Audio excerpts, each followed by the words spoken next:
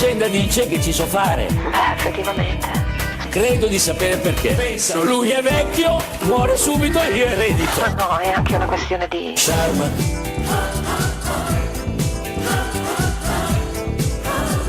Questione di charme.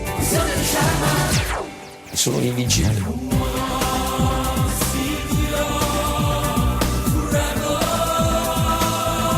Sono invincibili.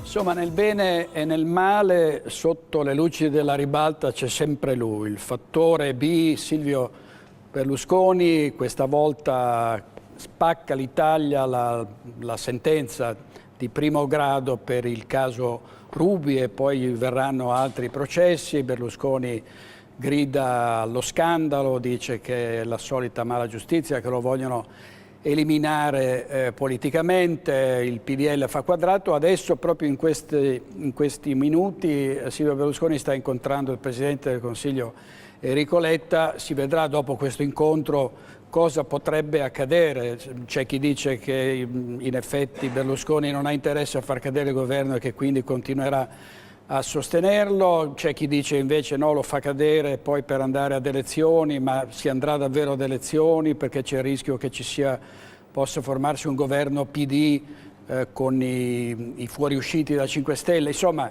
un gran polverone anche mediatico. Viva il Veneto indipendente, Adriano e Virginia da Padova. Allora, Teresa D'Avanzo, tra l'altro avete parlato o ottenuto, mi sembra, un consiglio straordinario sempre per il referendum. Sì, se vogliamo cambiare argomento, non sì, parlare no, più di Berlusconi. Partiamo solo da questo anche se un paio poi di andiamo. idee Certo, ne avevo anch'io. Certo. E sì, allora c'è una grossa richiesta di democrazia in questa regione, che in realtà per noi è uno Stato. Io ho ascoltato con molta attenzione quello che è stato detto fino adesso e mi complimento per il garbo e anche, diciamo, per l'emozione che evidentemente traspare. Però è solo la dimostrazione e la conferma delle statistiche che ho letto prima di venire qui.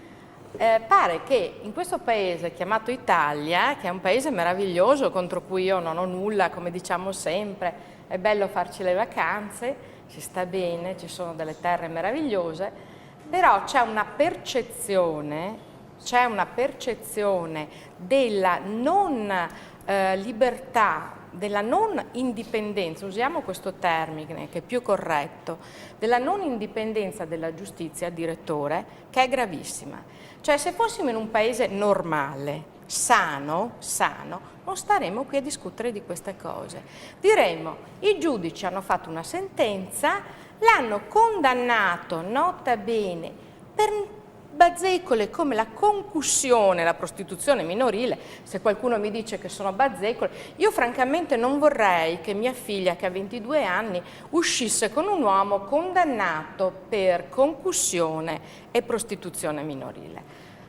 Forse sarà una donna all'antica, forse anche ricorderò vagamente quello che diceva sua moglie. Sua moglie fece scrivere un bel libro su questo argomento, di cui parlava dei giochi dell'imperatore e degli amici servi dell'imperatore che gli portavano le fanciulle. Sembrava che questa donna fosse incattivita da chissà cosa, forse dai molti tradimenti. In realtà la storia, se possiamo chiamarla storia, perché questa è proprio minima di tutti i giorni, ci ha dimostrato che effettivamente era così. La signora Berlusconi aveva ragione, quest'uomo ha dei vizi, ma sono vizi, mi si sta contestando, privati. Sono la punta dell'iceberg di una corruzione profonda di questo paese, una corruzione che arriva fino alle norme, che arriva fino a farci discutere, onorevole, della giustizia, del primo grado, del secondo grado e di chi dobbiamo salvare e perché. Cosa chiedono i veneti in tutta questa situazione? Basta queste buffonate. Il paese è un paese fallito, abbiamo le nostre aziende in ginocchio, delle questioni italiane circa la giustizia se ne occuperà la giustizia, vogliamo essere a casa nostra in grado di gestire i nostri beni e di fare il bene della nostra terra. Allora vengono fuori questi messaggi che lei vede, il Veneto è indipendente, perché il Veneto è schifato di sentir parlare di questi argomenti. In un paese normale, quando uno copia, come c'è successo in Nord Europa, un pezzettino di una tesi di laurea, viene scoperto e si dimette. In un paese normale, un deputato che non paga i contributi alla colf straniera si dimette. Qui per concussione e prostituzione si sta compiendo un delitto. Allora vedete quanto disgusto c'è dentro ai veneti, quanta difficoltà ad accettare che questo sia il destino futuro presente, che è evidente, caro onorevoli, cari amici del PDL, del PD e via dicendo, noi che siamo un movimento che sta al di sopra di questi schieramenti, sinistra e destra, che vogliamo una giustizia credibile e non la giustizia rossa che rincorre la destra e non la giustizia di destra che, chiamiamola così, rincorre i rossi. Vogliamo un paese serio, questo non è un paese serio. Vogliamo il Veneto indipendente in cui la giustizia ci si arrivi in primo grado di giudizio, come è stato dimostrato, come succede nel resto del mondo, nel giro di 6 mesi. La normalità. Finché seguiremo queste strade, questa Italia che sta affondando, non andremo da nessuna parte e non saremo credibili. Allora, Direttore, ha visto che Teresa bello Davanzi. messaggio. Servono volontari per i seggi per il referendum sull'indipendenza, Forza Veneti. Allora, signori, io sento da parte vostra dei discorsi teorici meravigliosi, condivisibili, peccato che me la facciano persone come Gottardo o altri che hanno governato questo paese e l'hanno portato in queste condizioni. C'è un futuro per i veneti in questa Italia? No, è la risposta, sindaco. Non c'è e i veneti ne hanno la percezione. Allora, è promossa la legge referendaria da parte dei comuni veneti che la supportano per il referendum per l'indipendenza del Veneto. Siamo molto avanti con i discorsi, l'avvocato Mosi questa sera è a Bruxelles, il nostro segretario e il nostro presidente hanno contatti con l'ONU in maniera particolare. Siamo conosciuti in tutto il mondo perché vogliamo tornare ad essere quel grande paese che siamo stati. Il Veneto è un grande paese. È una grande terra con degli uomini che lavorano, si imboccano le maniche e sono stufi di queste chiacchiere. Perché Gottardo e compagnia bella vi dico che sono solo chiacchiere le vostre? Perché l'esempio ultimo è stato il governo Monti. Il governo Monti doveva fare milioni, meravigliose riforme, salvare l'Italia. Solo il 20% o poco più di quello che Monti ha deciso è diventato effettivo, attuabile e attuato, perché l'altro 80% è stato fermato dalla burocrazia e dal fatto che economicamente questo paese è fallito completamente. Mi dispiace dare questa notizia, ma ne abbiamo parlato tante volte. I soldi non ci sono più. I comuni si vendono o vengono a prendersi lampadari di cristallo per pagare i debiti. Ma ci rendiamo conto? Con un disavanzo di 4.000 euro a testa che gli regaliamo a questo Stato così uso vergine, per parlare mia lingua, prima qualcuno mi ha detto non sappiamo parlare l'italiano, sapremo parlare la nostra lingua che è il veneto. Bene, benissimo, non abbiamo neppure le carceri, direttore, in grado di accogliere le persone, allora adesso si sta pensando a un indulto.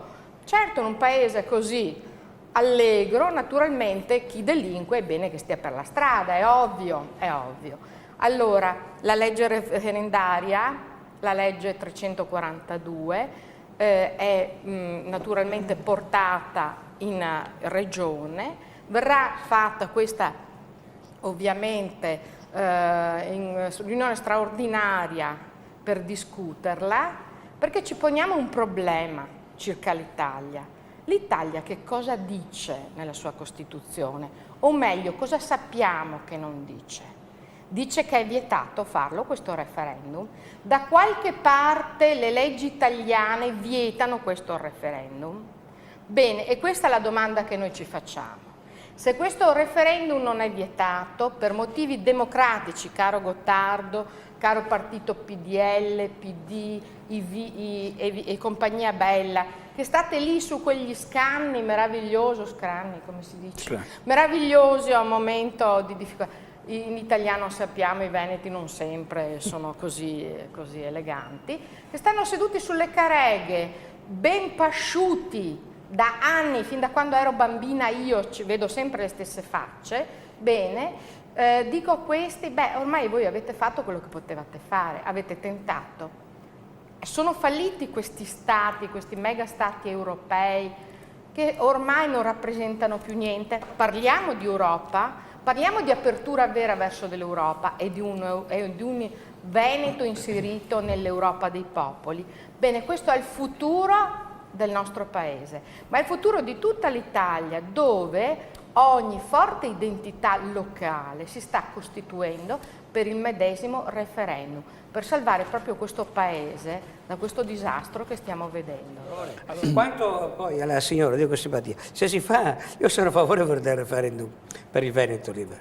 Se si fa, io sono d'accordo. Molti, io l'ho spiegato anche, l'ho detto anche ai miei amici consiglieri regionali, dico, ma perché dovete dire di no? Fatelo, andate, la gente va sempre interpellata. Ci paghiamo anche le spese. La gente va sempre incentivata. Io sono preoccupato quando non si va a votare, non quando si va a votare e si interpella la coscienza. Presa d'Avanzo, cosa accadrebbe in un Veneto allora, indipendente? intanto una bella notizia che mi solleva, direttore, sono sempre sentita dire, ma come siete divisi? Oggi una conferenza stampa unitaria tra indipendentisti veneti, tutti insieme per un progetto unico per l'indipendenza del Veneto. Stiamo organizzando per il 6 ottobre il referendum, autofinanziato, abbiamo il denaro, non peseremo sulle casse dei veneti, ma come tutti i veneti ci stiamo rimboccando le maniche e invitiamo chi è interessato a dare il proprio tempo, il proprio contributo